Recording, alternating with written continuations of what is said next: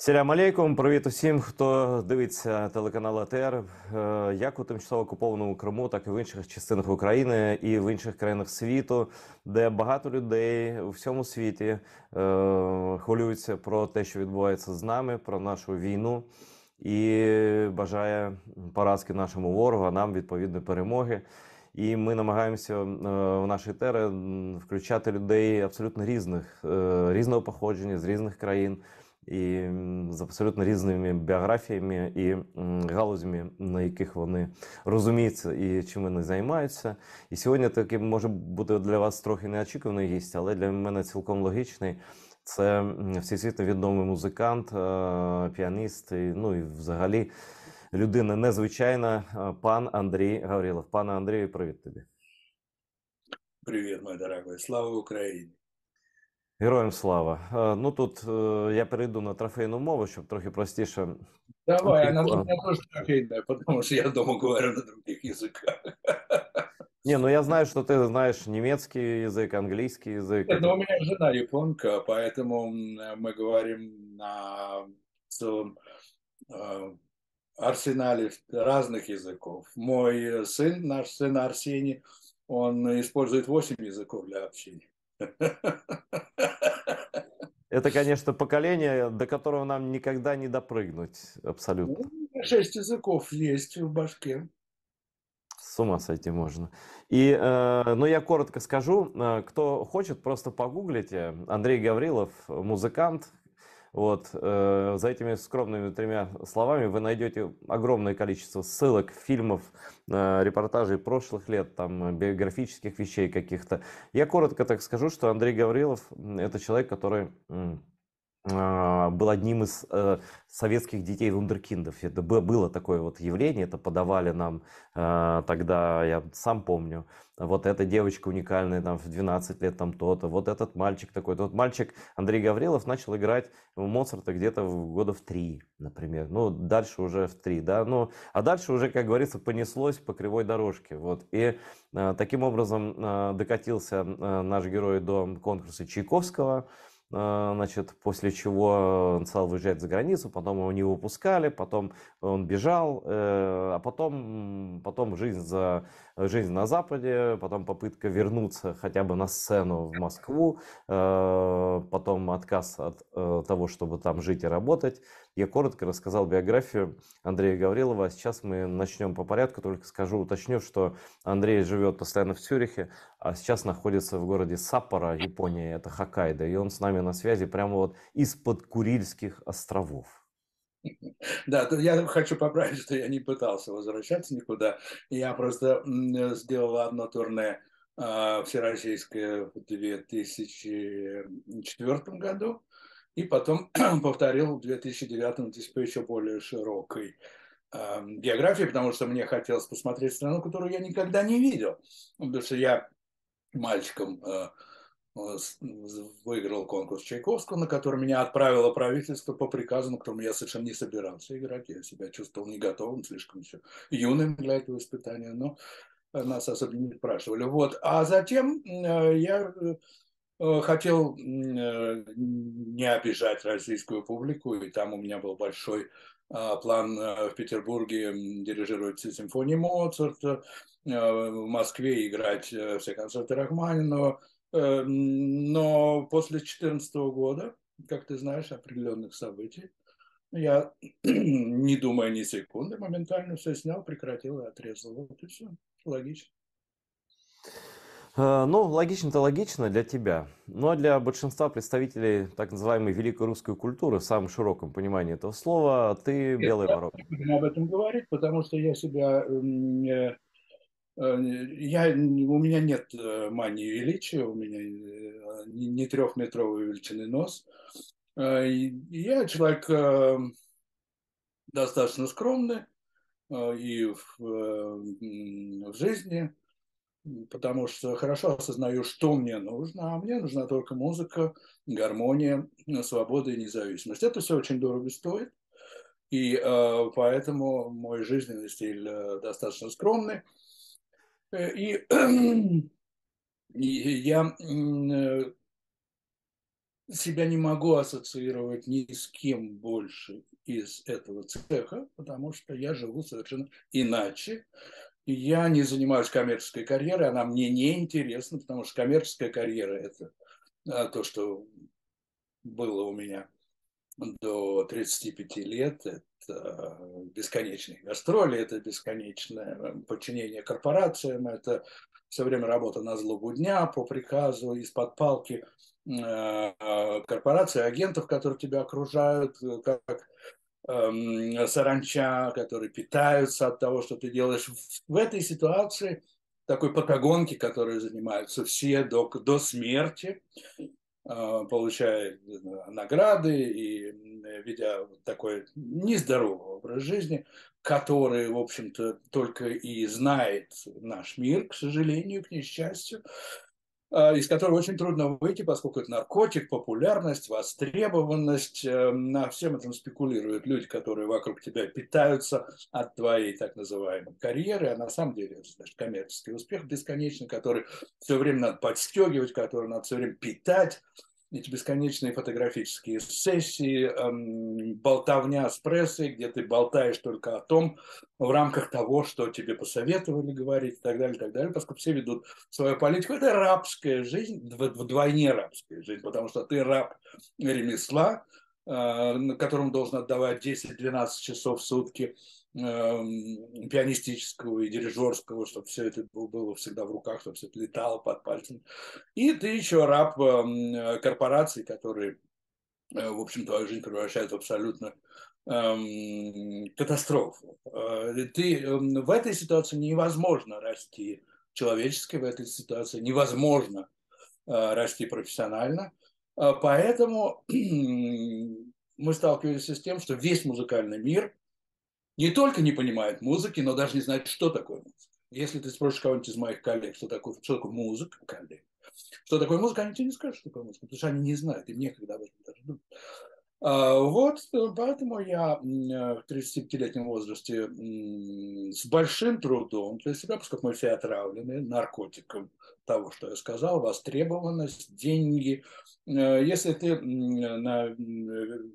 держишься вот за эту пирамиду карьерную, ты зарабатываешь порядка 1-2 миллиона долларов в год. И это затем, естественно, деньги инвестируются, все это растет, и уйти от этого очень, потому что ты садишься на эту иглу востребованности, денежного благополучия и бесконечного купания в этих лучах очень сомнительно отравленной так называемой славы. Мне трудно было это сделать, но я понял, что моя жизнь будет просто проиграна, если я не уйду из этой миссии. И, с большим трудом, с большими срывами, с большой депрессией в период от 35 до 45 лет, 10 лет я сформировал новое отношение к миру, новое отношение к музыке. Весь мой состав, все мое сознание было отравлено. Меня все время тянуло найти какую-то грань, баланс между коммерческим успехом и творческим ростом. Ничего этого делать. В течение десятилетий я осознал и понял, что делать это совершенно невозможно. Что для творческого роста нужны две вещи – свобода и независимость. И чтобы отвоевать это, нужно избавиться от всех пут, от всех цепей. И, в общем, где-то моя нормальная, здоровая жизнь в музыке началась вот после 45 лет, последние, значит, 20 лет, когда мне удалось создать свою собственную музыкальную философию, развивать музыку, заняться как следует своим ростом творческим и найти возможности для всего музыкального мирового дела, которое страшно деградирует из-за тех причин, о которых я сказал. Музыканты уже давно превратились просто в клоунов, особенно те, кто играет на фортепиано, на клавишных. Это уже до такой степени все позорно, что даже говорить об этом нельзя. Я почему так долго разразился таким длительным пассажем? Потому что я хочу сказать, что нет у меня коллег, нет у меня Ты сказал, что другие люди там из моего цеха. Нет, я один. Все. Я говорю это не потому, что я очень нескромен, а потому что это факт. Я один, независимый, свободный музыкант, не принадлежащий никому, с большим трудом, с большой кровью завоевывающий новую нишу мировой музыки, свободного, независимого человека, который строит параллельную концертную жизнь в мире, противостоя всем корпоративным мафиям и огромному давлению и политическому, и социальному, и экономическому, со всех сторон. И от корпораций музыкальных, и от политических деятелей, которые сознательно настроены на разрушение подобной личности, поскольку она опасна, приобретая большую независимость с творческим и интеллектуальным весом в мире, ты представляешь опасность для всех. Во-первых, за мной тянутся корни рождения в Советском Союзе, посему все русскоговорящее мировое общество последние 20-30 лет ведет оголтелую пропаганду по моей дискредитации. С этим тоже достаточно трудно бороться. Здесь уже довольно трудно понять, где там полезный идиот, как говорится, где там агент советского, российского влияния. Для меня все советское, потому что там ничего Ну нет. смотри, Андрей, я, конечно, не музыкант, но, но понять могу. Это начинается с того момента, когда ты встаешь, неважно, я тоже там родился, да, ты встаешь и говоришь: нет, ребята, вы живете не как люди. Вот ты раньше там, я в 2014 году конкретно просто встал и сказал своим бывшим уже тогда, ну, ментально, друзьям, знакомым: оккупация Крыма — это то, что закончится крахом вашей страны. Вы сейчас радуетесь, а закончится тем, что вашей страны просто не будет. Вы преступники. Значит, они, конечно, смеялись, матерились, там, визжали и прыгали, и хлопали Путину, но сейчас как-то поменьше, кажется, визжат, да? А у тебя же тоже, наверное, есть такие люди, которые, ну, олицетворяет собой службу вот этому рейху русскому, да, который окончательно сформировался с оккупацией Крыма. Как ты ее встретил? И что изменилось в твоей жизни, в твоем отношении к русскому миру, к русской, я знаю, культуре, к России, к Советскому Союзу? Не изменилось ли? Просто вот интересно видение музыканта, человека мира, на самом деле, отдельного человека. Я это все понял. Я прекрасно понимаю, о чем ты говоришь. Но все равно культура не существует в отрыве от политики, в отрыве от войны она тем более не существует. И все равно это ты влияешь на мировоззрение людей тоже, и играя, и говоря, да? Вот, ну, вот В твое... твоем пассаже я вижу очень много предубеждений и большое непонимание твоего сегодняшнего собеседника. Для меня всего это не существует. Во-первых, я веду совершенно одинокий образ жизни. Я не общаюсь ни с кем уже больше 30 лет.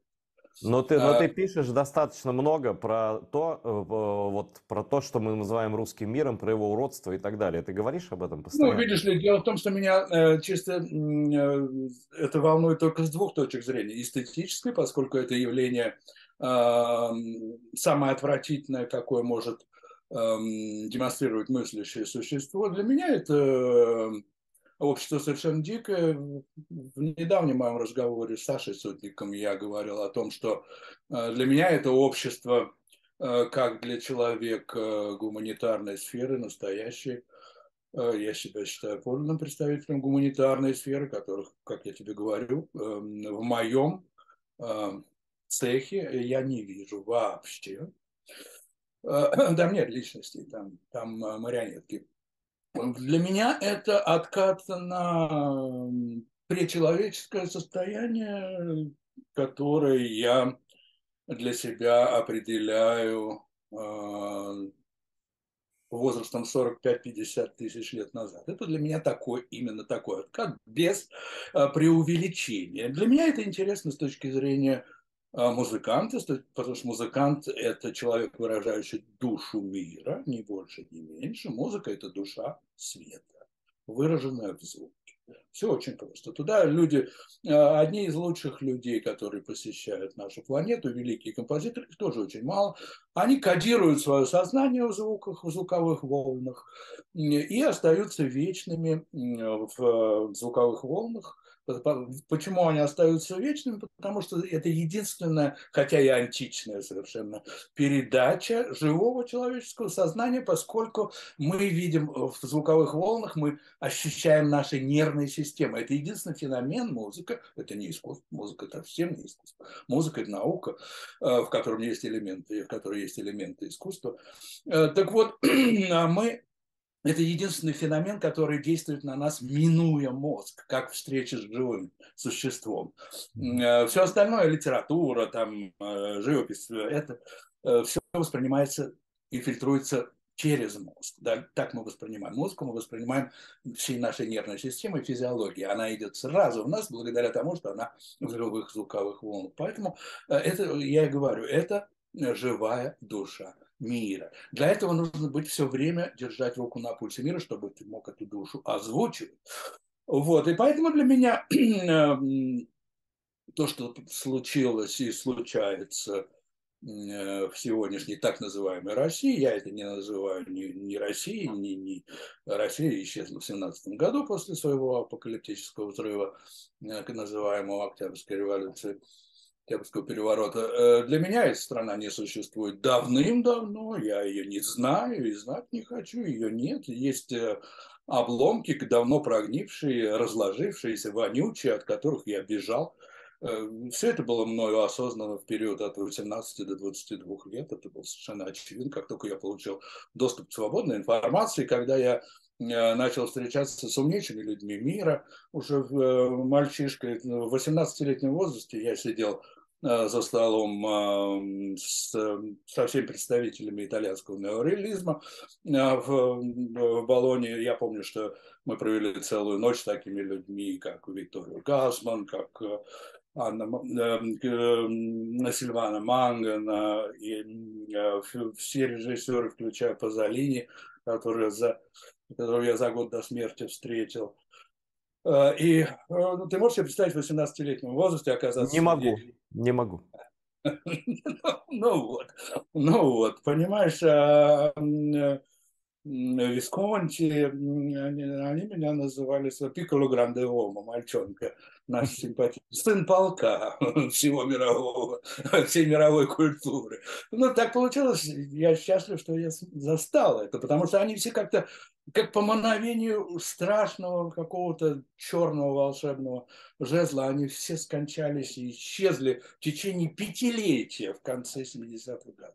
Скажи, Это было... пожалуйста, Андрей, вот ты сказал, что музыка – это душа мира, да? Вот что не так с музыкой, что мир такой? Вот что в нем такая война, геноцид в Европе и так далее. Что не так с музыкой? Или мы не такое Это слушаем? не Или так. не ту музыку слушаем?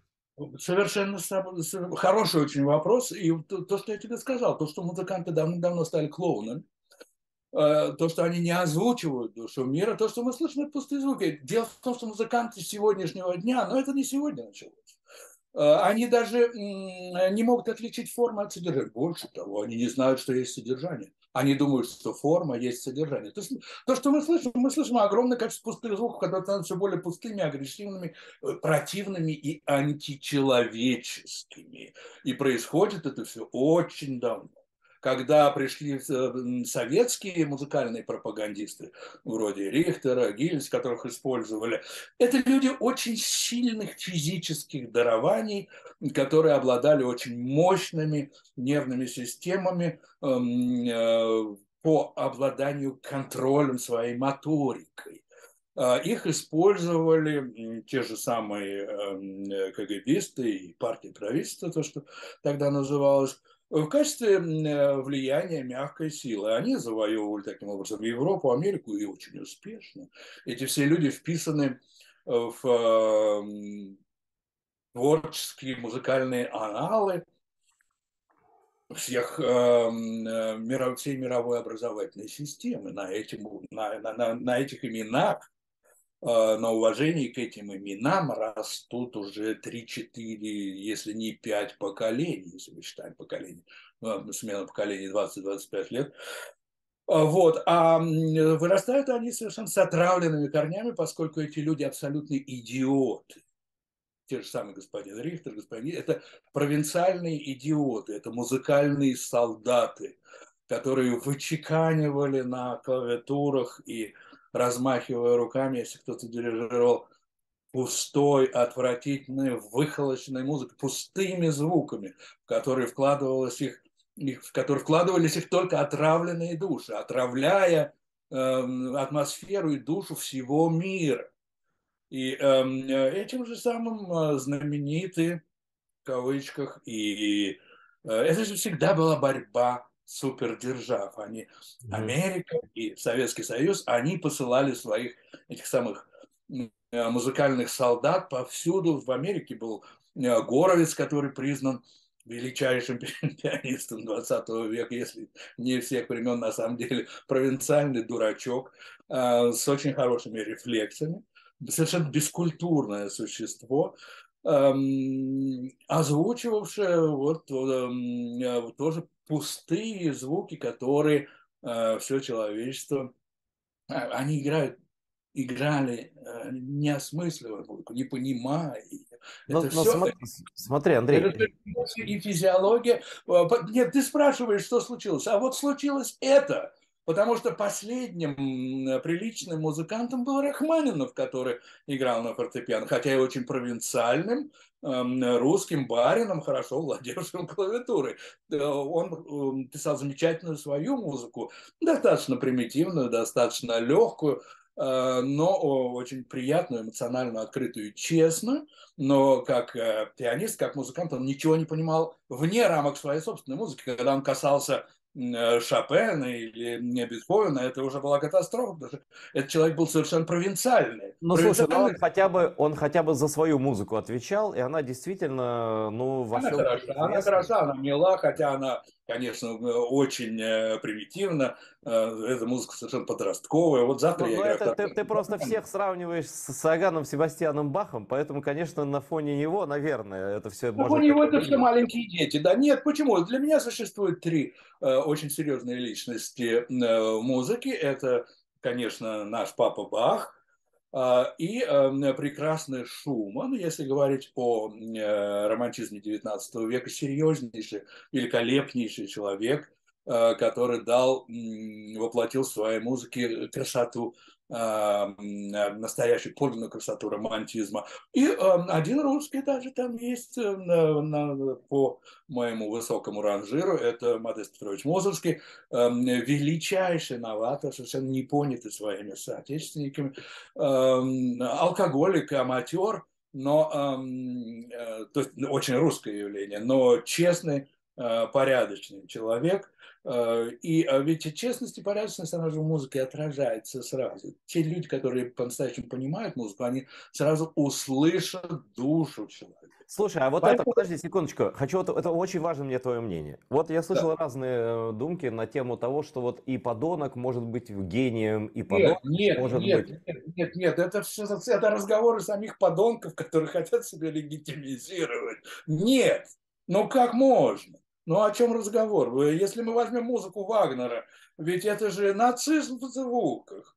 Это плоский кретин немецкий, который наворовал музыкальных приемов со всего света, обворовал своего собственного тестя Листа, который сделал очень много открытий музыкальных, гармонических соединений, очень выразительных, красивых, новаторских. Все это господин Вагнер использовал, так что он своего тестя обворовал и деньгами, и музыкальными приемами со всех сторон. Ну вот, но когда мы, если глубоко входить в музыку Вагнера, это плоский самодовольный кретин. Ведь существует огромное количество политических всяких вопросов вокруг музыки Вагнера, поскольку Вагнера очень любил господин Адольф со всей его комарилией сумасшедших, и они использовали это часто. Израильтяне, например, запрещают исполнение Вагнера, но это все вторично, это все политически очень глупо и инфантильно.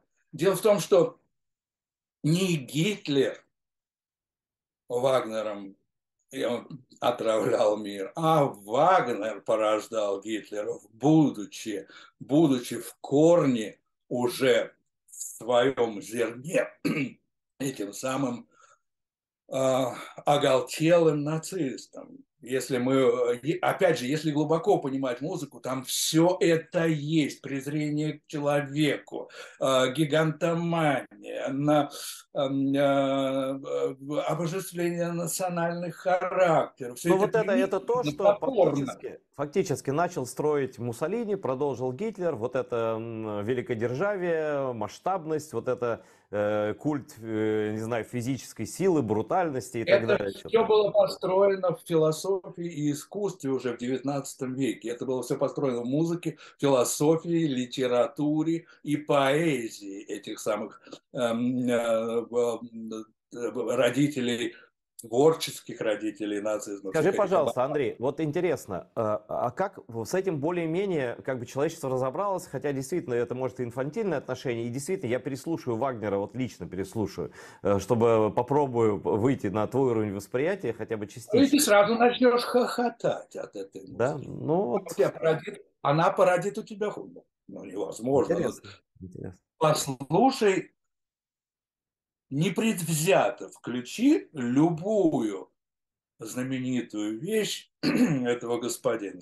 Я не могу это назвать даже сочинением, поскольку это компиляция разных творческих приемов, которые действуют на человеческую физиологию. Ведь нас, несчастных людишек, невероятно легко подвергнуть любому состоянию звуками музыки. Это очень просто. Ну, Я слушай, могу музыкой даже пытали. И я был в нескольких тюрьмах, где пытка музыкой совершенно была обычным явлением. Конечно, конечно. Ну, я же говорю, что это единственный феномен, который напрямую, обходя мозг, действует на нашу Но физиологию. смотри, я хочу сейчас... Можно человека заставить маршировать музыкой. Ведь почему Слушай, всегда я военные хочу... марши, барабанная дробь? Это же все, Айвер, ты должен понимать, что это все античное. Это Так все я наша пытаюсь генетика. понять, я просто пытаюсь это уточнить для себя на примерах более Да, близких от античных. Вот, например, да. ты назвал двух условно русских композиторов. За Модеста Мусорского не знаю, происхождения не скажу. Рахманинов, ну, фамилия Рахман, это милостивый, это от арабских слов. То есть он точно не чистый, там, вот, как бы, ариец, Нет, как они нет, нет, себя мнят. совершенно восточный господин, но и мозг его Да, ну, восточный. хорошо, ты двух назвал. Значит, Нет, остальных но я хочу, чтобы ты их не смешивал, я поскольку не Рахманинов... смешиваю, я вообще ничего никогда не смешиваю. Все в отдельных... Нет, я хочу сразу, чтобы для наших слушателей, уважаемых и зрителей, было Хорошо. ясно, что Мусоргский – это величайший гений первого разряда. Для меня существует три таких гения. Это Бах, Шуман и Мусоргский. Это две Ну, стороны поэтому, нашего был, мира. видимо, Андрей не понят соотечественниками и современниками и так далее, и, возможно, даже собутыльниками. Но я хочу вот про что спросить. Да. Ну, ты назвал Рахманинова и Мусоргского, мы их не смешиваем, не обсуждаем, просто к тому, что... Рахманинов да, милейший представитель Титаника, понимаешь, такой, окей, да, окей. такой Я хочу вот про что приветственный белый бог, ласкающий Я самые хочу спросить вот про что, Андрей. Вот Да. смотри, и ты же сказал, что немногое воровали. Вообще вот эта культура всяких рейхов, да, и всяких вот этих идеологий тоталитарных, она предусматривает безнаказанное воровство. Что украл, то мое. Так с Крымом, Она так с предусматривает музыкой, безнаказанное да, так убийство. с поэзией, так все остальное. Вот смотри. Олег, там не уважается человек. Ты понимаешь, там Ну да, человек ты превращен... сейчас ответишь, дай мне сформулировать вопрос, пожалуйста, если Я можно. не хочу, чтобы в твоих даже вопросах была фальшь В моих предмета. вопросах есть Фальшь просто, может быть, предмета, понимаешь? незнание. Потому что ты говоришь, что нацисты... Я не про нацистов хочу спросить. Я хочу спросить про русский рейх. Откуда да, он вырос? Он ничем не лучше нацизма. Он лучше нацизма только тем, что он не такой тотальный. И у он России хуже нет нацизма. столько... Нет, ну Он эстетически хуже может быть. нацизма. Просто пока Айдер, жертв количество не такое, их говорят, не сравнивайте геноциды. Я ничего не сравниваю. Я считаю, что эстетически он мерзее даже, чем германский рейх и чем итальянский фашизм. Он но абсолютно ты опять даешь неверную информацию. У тебя опять дал сужен... неверную информацию. Да что ж такое? Ведь русский, этот самый рейх, убил сотни миллионов людей. О чем ты говоришь? Я говорю про Ты последний год, допустим, да, это многие Так это говорят, же что ничего не дает. Все же началось в 17-м году. вот Все я же хочу, началось в 17-м, я бери хочу до оттуда. корней с тобой докопаться. До корней, Да, откуда вырос да. Путин с его 140 миллионами фанатов и по всему миру еще разбросаны их поклонники, чего даже, ну, конечно, и при Гитлере тоже такое было. Но вот этот спрут антиэстетический, гнусный и так далее, что в нем, какую роль сыграла культура, литература, там, я не знаю что. Ничего, нет, это распущенность человеческого исподнего состояния. Он сказал, э, распускайся, будь свиньей, Мгм. все, что вне свинского, все придумано, все искусственно, все продажно, все гадко, и все это придумала выдуманная культура лживых европейцев и лживого Запада. То есть он взял и срезал с человека весь культурный слой, который тоненький-притоненький, и высвободил свинство. И человек сказал, я свинья, и это звучит прекрасно. Я счастлив быть свиньей, я буду хрюкать, жрать ваших детей. И наш замечательный лидер скажет, что я просто честное существо человеческое. Пожираю ваших младенцев, но же человек есть свинья. Вот что сделал Путин. Очень просто. Ну а вот эти люди, типа люди искусства, культуры, литературы, которые вокруг него Какие? бродят. Кто такие? Кого-то? О ком ты говоришь? Ну вот они же по миру гастролируют, ты же говорил о системе вот Я этой никого всемирной. не знаю. Это существуют какие-то несчастные, придавленные существа, которые ищут свои кормушки и своими несчастными пальчиками и лапками Нет, нет, дергают. они-то, конечно, ничтожные существа, но те же французы, немцы, даже американцы говорят о великая русская культура, о давайте послушаем вот это, вот это, вот это. Как-то Так я относится ж к тебе, этому. я ж Да. тебе уже сказал, что они уже воспитаны и подготовлены последним Вот, столетием всех вот, вот, музыкальных вот, военных да. пропагандистов, КГБ и всего Но прочего. вот как нам сделать так, чтобы спала пелена с глаз людей во всем мире, чтобы они поняли, что ну как бы нет, это не то. То есть то, что русская культура, это в принципе обанкротившаяся история. Она, если бы она была культурой, она бы не допустила вот такого. Ты понимаешь, дело в том, что культура – это не защитный щит от человеческого свинства. Культура – это, во-первых, она растет из земли, она растет из всегда она выросла и вырастает из того, что мы называем народом, потому что она идет из земли.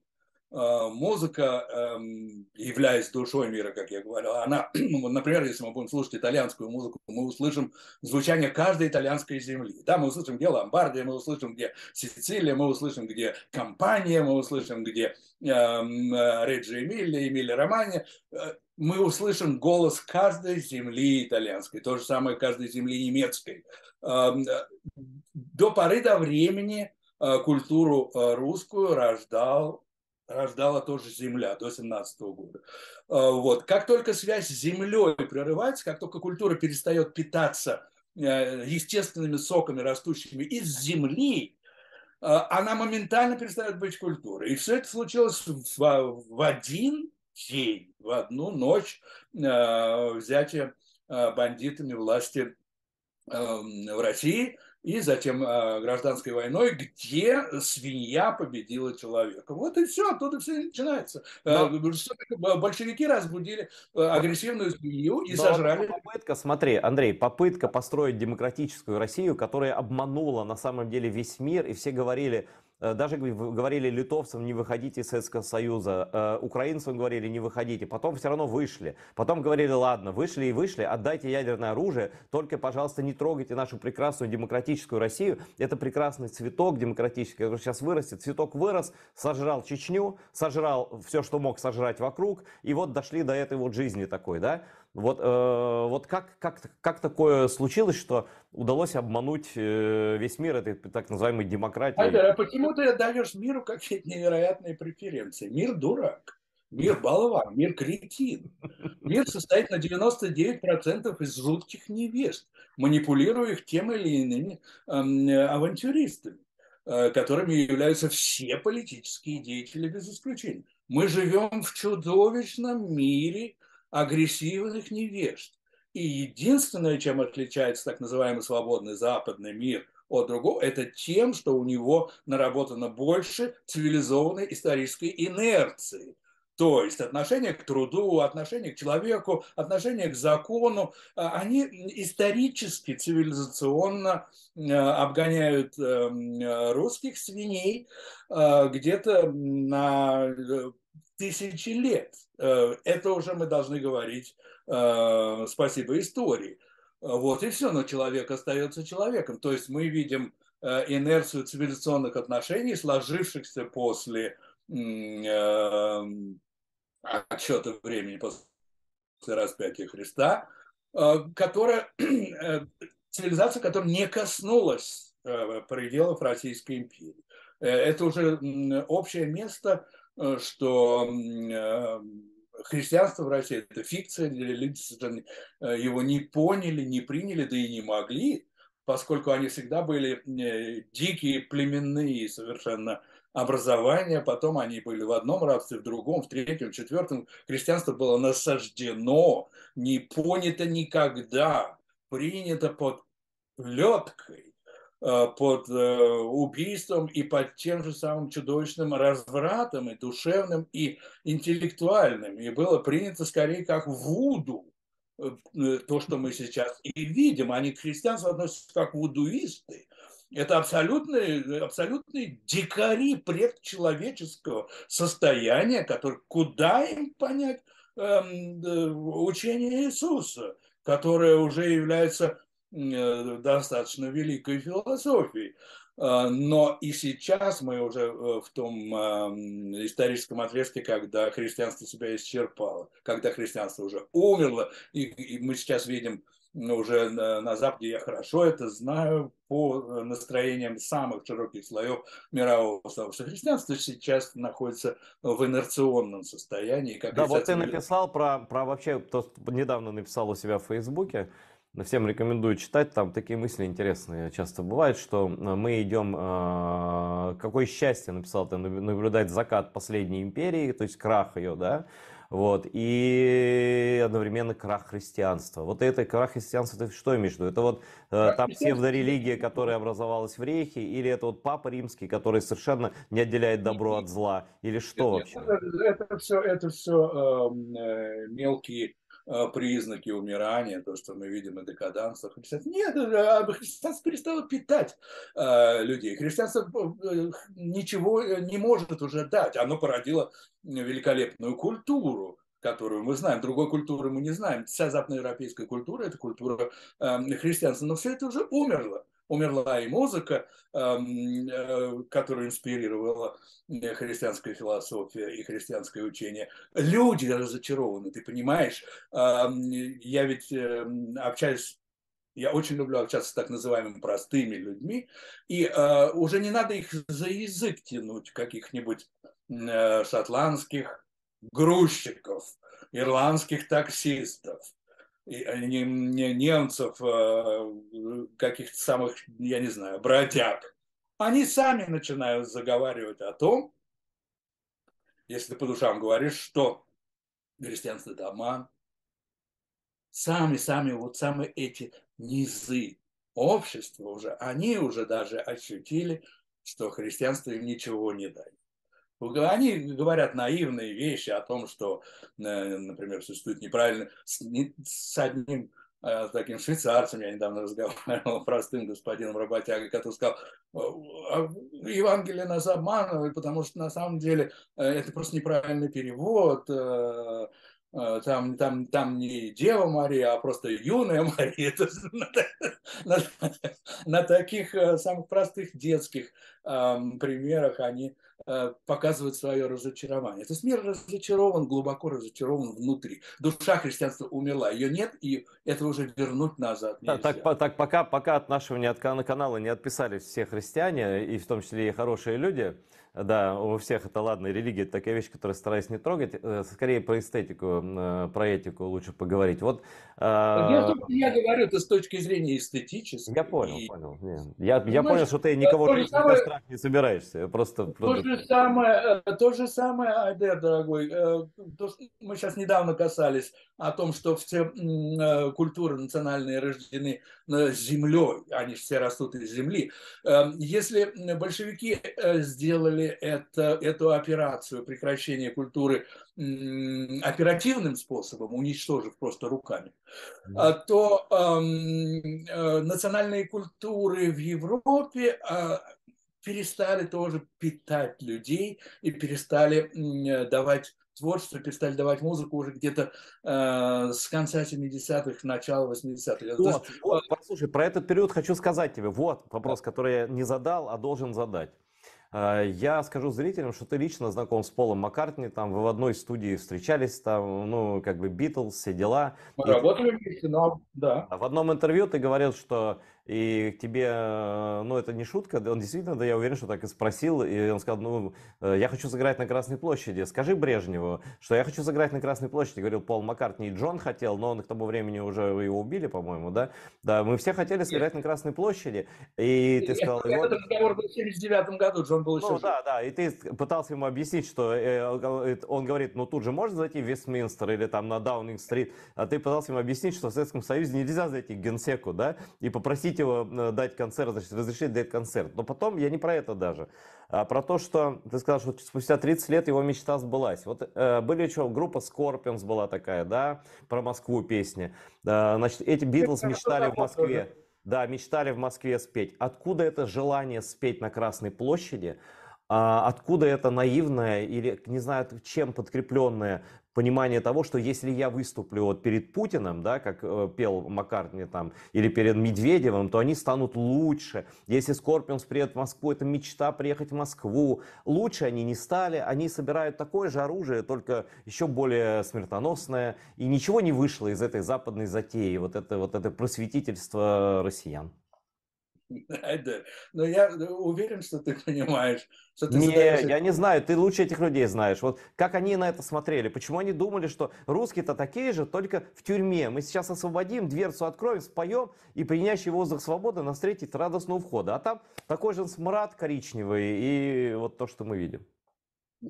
Да, ну, нельзя задавать такие наивные вопросы. Ну Это не почему не бред. задавай? Почему? Я сам наивный человек. Я не понимаю, почему Пол Маккартни извините, Айдар, ну это совершенно перестали спеть дикие на Красной люди. площади.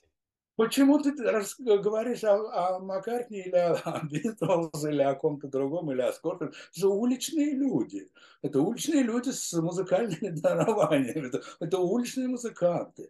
Почему ты хочешь, чтобы они обладали... Нет, я же не про их музыкальные качества говорю. Я говорю про Нет, то, откуда эта западная идея вот эта. подожди, подожди. Я тебе хочу сказать, что ты рассуждаешь с позиции философски подкованного человека, обладающего знаниями культуры, истории, политологии и так далее.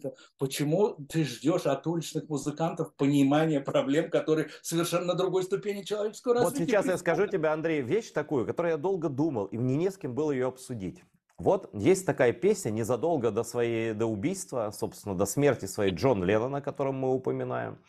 Они уже расстались с Битлз, с Маккартни, Битлз развалились. Он написал песню Imagine. Ну, там я не буду дословно ее переводить. Там каждая фраза бесценна в плане анализа состояния умов. Прикинь, что будет общество без религии, что не будет ничего плохого и будет все хорошее, не будет ни войн, ни границ. Ведь я наивный, да, но нас таких много, не You may будет say войн. I'm a dreamer, but I'm not the only one. Ну Yeah. да. Ну то есть мне однажды я об этом подумал, а мне кажется, что вот на этой песне и сломался мир.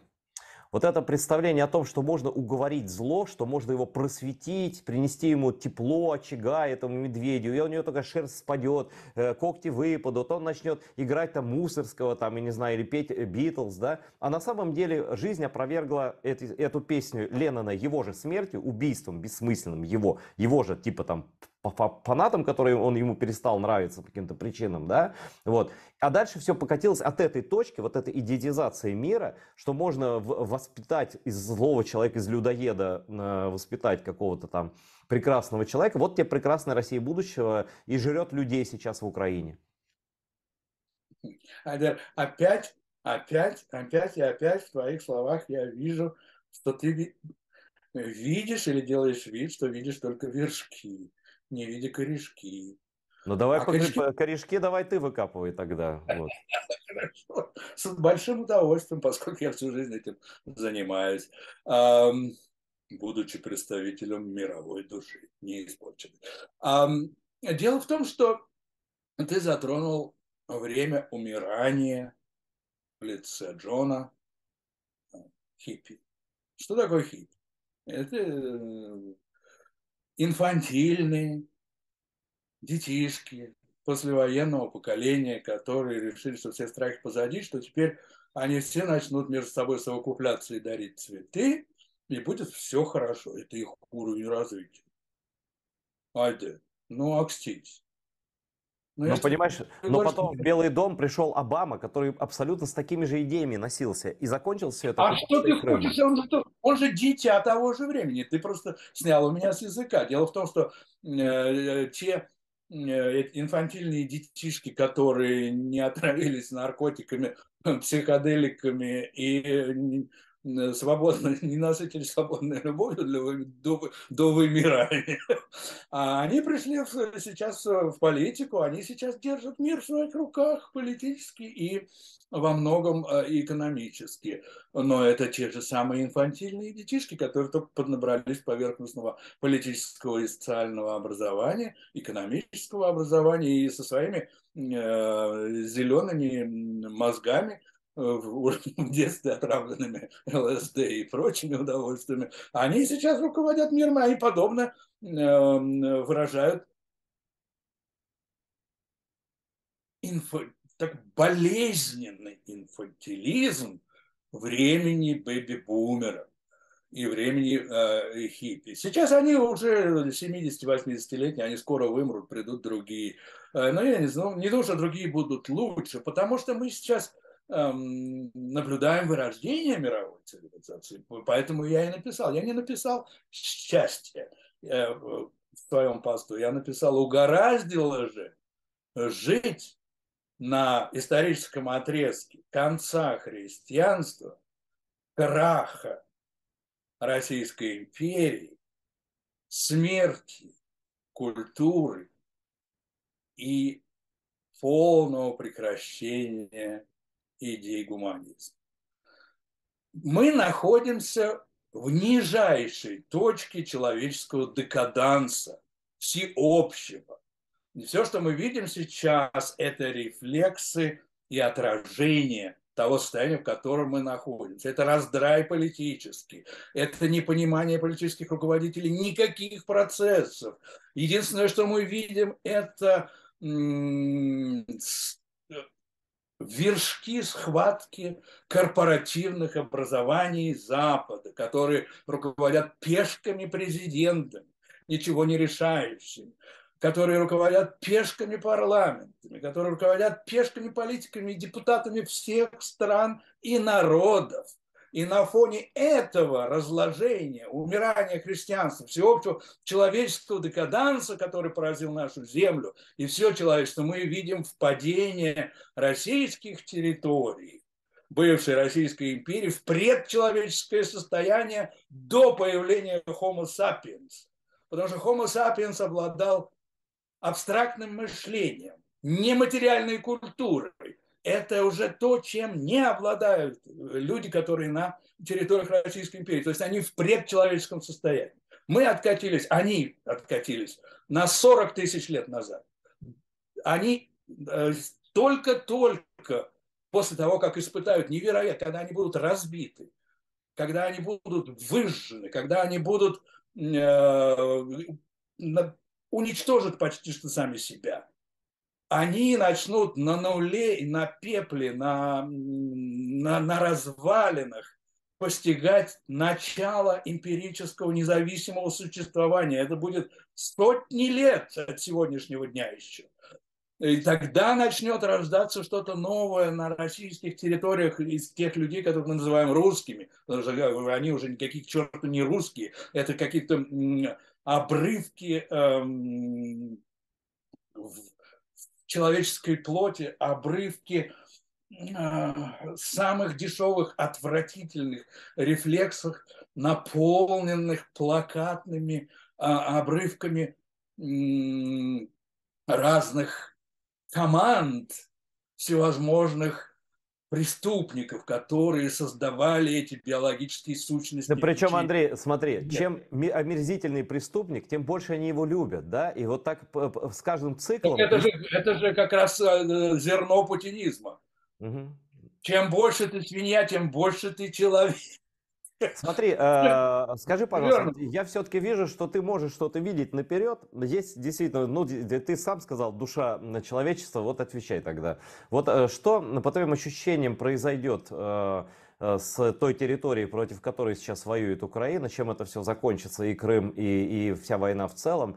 И что нам дальше? Ведь они сами не станут лучшими, эти люди. С ними надо что-то делать. Немцы не стали сами лучшими, да? Хотя у них за спиной была великая культура, философия и так далее. У этих за спиной нет ничего, кроме крови Ивана Грозного, Екатерины II и прочего остального. Здесь все зависит от того, какой сценарий возьмет история. Если она возьмет сценарий агрессивно-эмоциональный, то есть разгром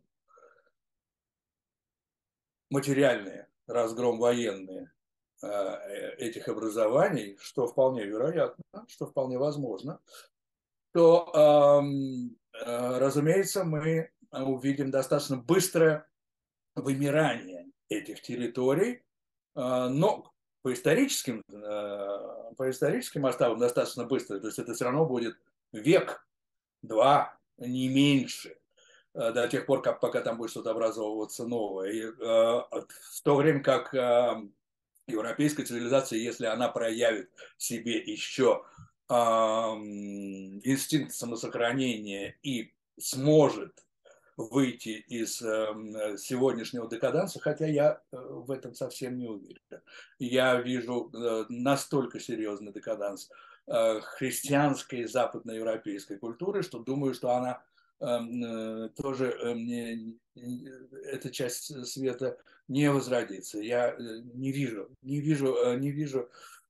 сил для возрождения. Я вижу только, как я тебе сказал, инерцию, которую наработала исторически западная цивилизация, инерцию достаточно приличных отношений к труду, Да, к но, Андрей, человеку. но нам-то, украинцам, полякам, тем, кто близко с этим драконом, нам-то надо выживать, нам-то не до этой инерции, понимаешь? Я понимаю, да, но просто эта инерция сможет помочь и помогает сделаться вам с поляками форпостом. Форпостом между предчеловеческими племенами и людям, которые еще обладают цивилизационной инерцией, о которой я говорю. Во что она трансформируется, я не знаю. Смогут ли люди реабилитироваться и, используя великолепные современные технологические инструменты, возродить себя духовно и ментально. Не знаю, сможет или не сможет. Это должна делать сама природа, и это сделают хорошие философские идеи, которых я пока не вижу. Я отвечаю за музыку. Та философия, которую мне удалось создать, она прокладывает дорожную карту для развития музыки на сотни лет. Вот.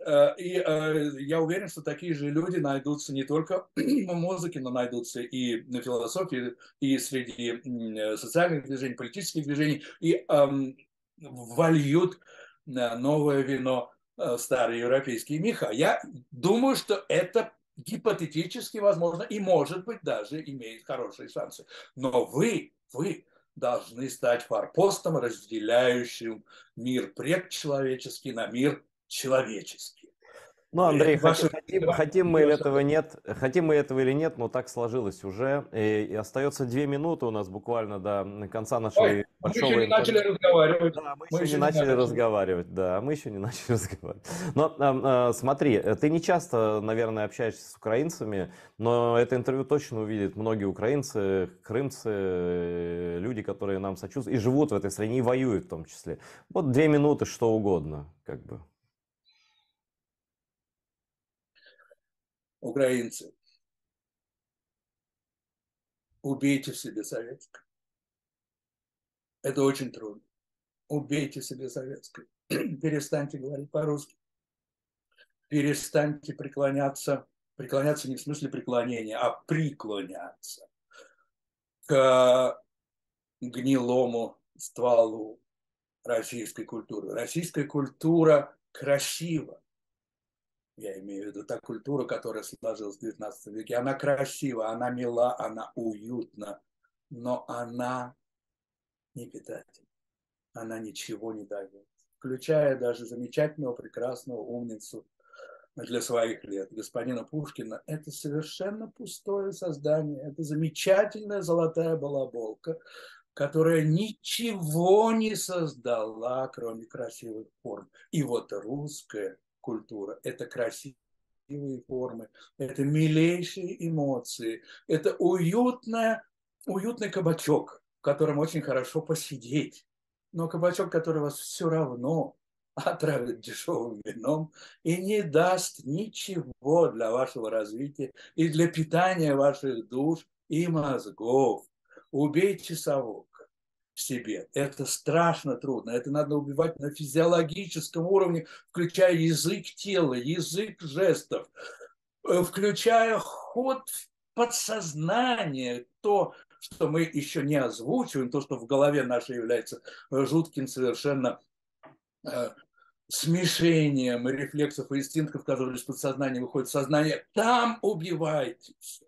Убивайте до ногтей, до кончиков волос, все, что связано с советским. Не говорите никакие, даже не произносите фамилии, не слушайте, что несет каждый русский род. Я свой род не отношу вообще никакой нации. Я давно существую над культурами. Я обнимаю все культуры, которые к тому же еще все и умерли. Я просто сохраняю лучшее, что было создано западноевропейской цивилизацией музыки. Вот. Что касается, я как раз думал о крымских татарах, я думал о подлинном отношении к так называемым малым народам. Ведь малые народы это что надо делать с малыми народами? Их надо беречь, потому что они малые. Как мы бережем Красную книгу. Крымских татар надо беречь. Надо, чтобы они хорошенечко себя чувствовали, плодились и процветали, любили. Их надо охранять. А что делала империя? Империя малые народы уничтожала, потому что их легче убить, их меньше. Этот мир перевернут, дорогие друзья. Встаньте с головы на ноги, и вы увидите, какой отвратительный мир. Отвратительный, тупой кретин, где Запад такой же урод, как и его несчастные миллиарды, которые ему противостоят, но просто, как я уже сказал, обладает исторической инерцией определенного позитивного Андрей, дорогой состояния. Андрей, к сожалению, выбор у нас Да, невелик. Мы все равно часть западной цивилизации и спасемся только да, вместе. Спасибо тебе за эти слова. да, поэтому я и говорю, что форпост, форпост, и я до конца жизни, если Бог мне пошлет еще времени, я буду с вами, я буду приезжать, я буду играть замечательного Баха, язык которого мне удалось недавно открыть. Я буду играть замечательный, хорошо темперированный